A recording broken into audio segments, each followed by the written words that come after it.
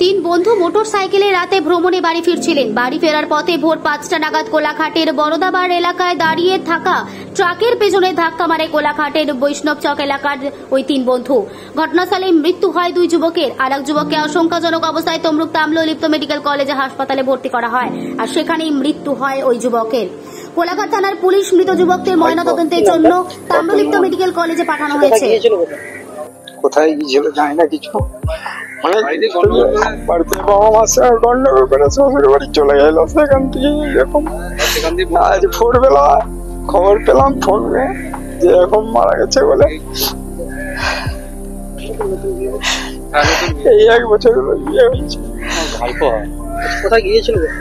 রাত্রে বন্ধুদের সঙ্গে ঘুরতে বেরিয়েছিল জানো। তারপরে বাড়িতে কি খবর এলো? বাড়িতে খবর এলো রাত্রে অ্যাক্সিডেন্ট হয়েছিল। সকালে খবর এলো যে দুজন স্পট ডেড। তখন আমরা আসলাম যে আমার ভাইপো ওর মধ্যে আছে। কজন ছিল গাড়িতে? 3 জন ছিল।